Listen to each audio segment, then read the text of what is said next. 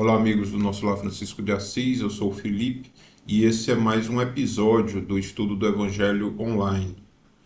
Antes de começar, vamos pedir a Jesus que nos abençoe, que nos ilumine e que favoreça em nós a compreensão das mensagens que aqui vamos discutir e que tenhamos força para que nós coloquemos em prática estes ensinamentos, pois só assim nós nos transformaremos em pessoas melhores. Que assim seja.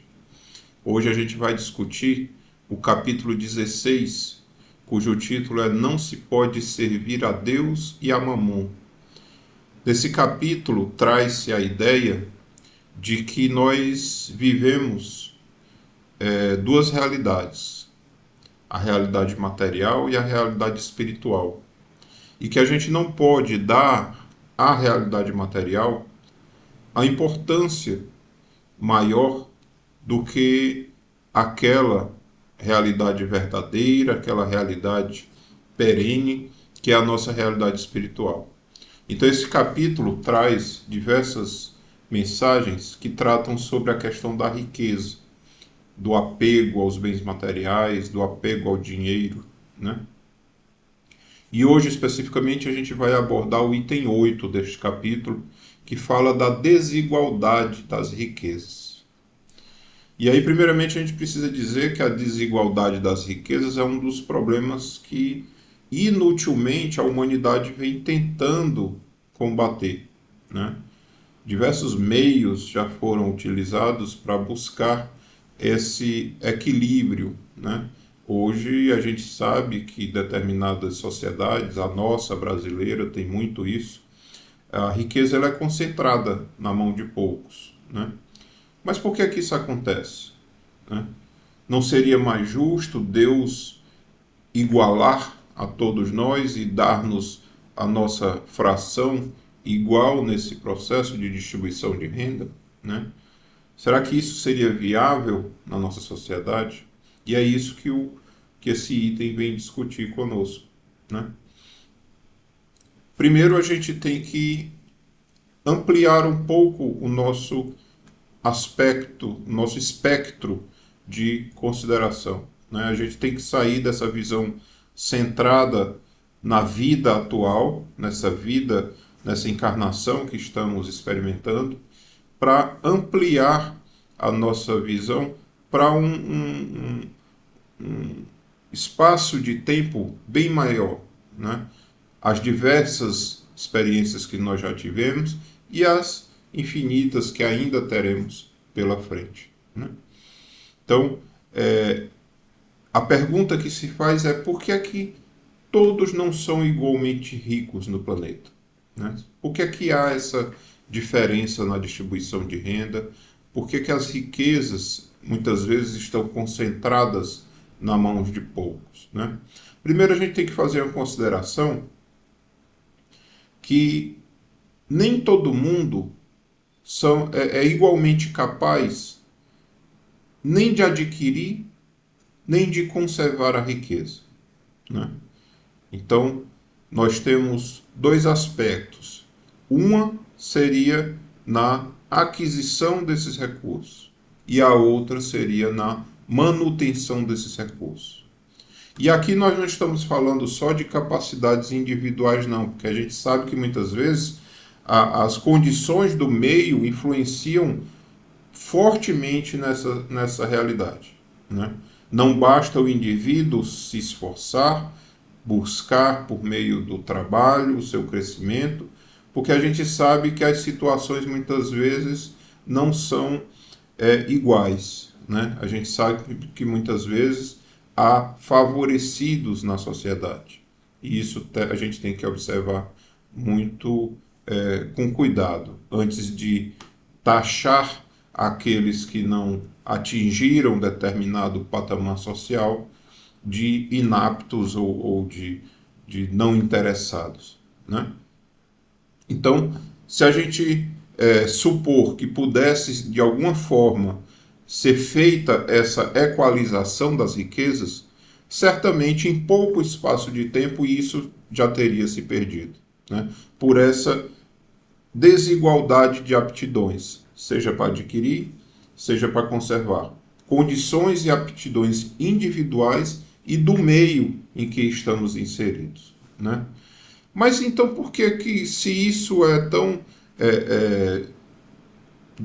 desigual, por que que Deus concede muitas vezes a riqueza a pessoas incapazes de utilizá-la adequadamente, né? Por que que muitas vezes aqueles que têm mais são os que menos se esforçam para compartilhar esse excesso ou compartilhar essas facilidades com aqueles que menos têm, né? E aí a gente tem que entender o papel da riqueza na nossa vida, né? A riqueza é um meio da gente ser experimentado moralmente. E aí estamos falando tanto da riqueza como da pobreza. São condições sociais que caracterizam a nossa encarnação e que são instrumentos de aprendizado, seja numa situação, seja em outra, né? E cada um de nós vai vivenciar essas realidades, se não na vida presente, em outras encarnações, ou já vivenciamos em encarnações passadas, né? A nossa história, ela é bem maior do que essa que vivemos hoje aqui no planeta. E a gente tem que ter a consciência de que, se um dia nós estivermos em situação de experimentar esta riqueza, que a gente tenha condição de dar a ela bom uso, uma boa aplicação, né?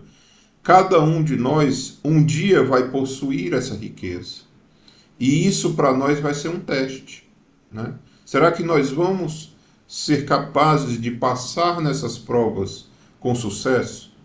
Ou vamos nos deixar ser contaminados pelo nosso orgulho, pelo nosso egoísmo e tentar com essa riqueza simplesmente angariar mais riqueza, né? Concentrar mais ainda? Ou mesmo, se formos irresponsáveis com seu uso, né? Fazê-las sumir de nossas mãos sem que tenhamos tido a capacidade de aplicar estes recursos corretamente, né?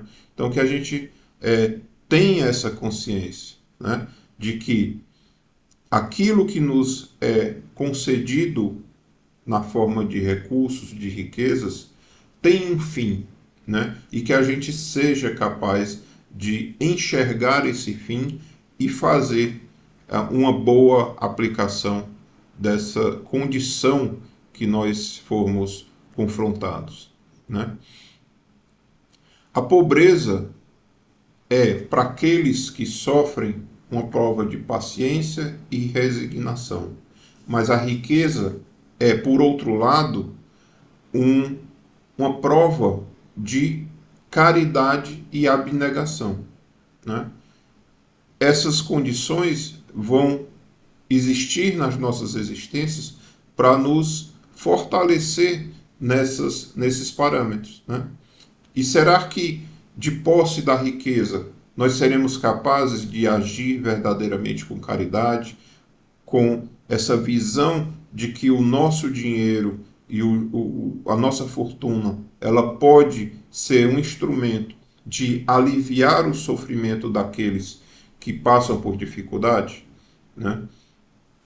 E aí, algumas pessoas ainda vão mais além e perguntam se Deus é justo quando concede a riqueza para esses que não têm essa capacidade de percepção, né? Por que que Deus dá tanto dinheiro para aqueles que só pensam em si próprios, aqueles que têm no egoísmo a sua bandeira de existência, né?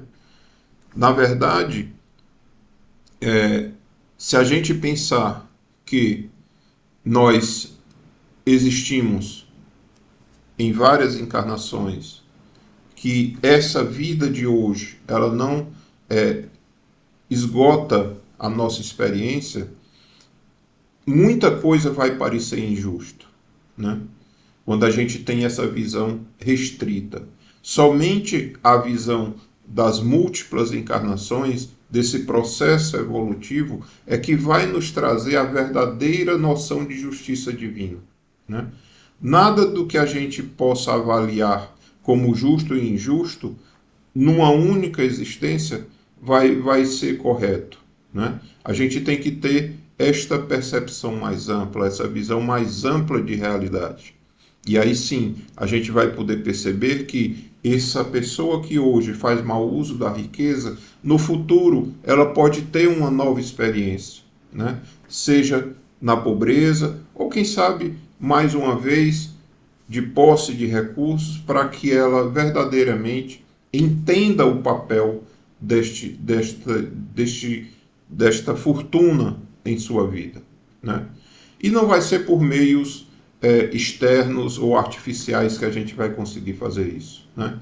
No passado, buscou-se esse tipo de controle através de leis que diziam que você só podia consumir tantas unidades disso ou daquilo, tentando criar ali uma situação de igualdade nas comunidades em que eram reguladas por esses instrumentos.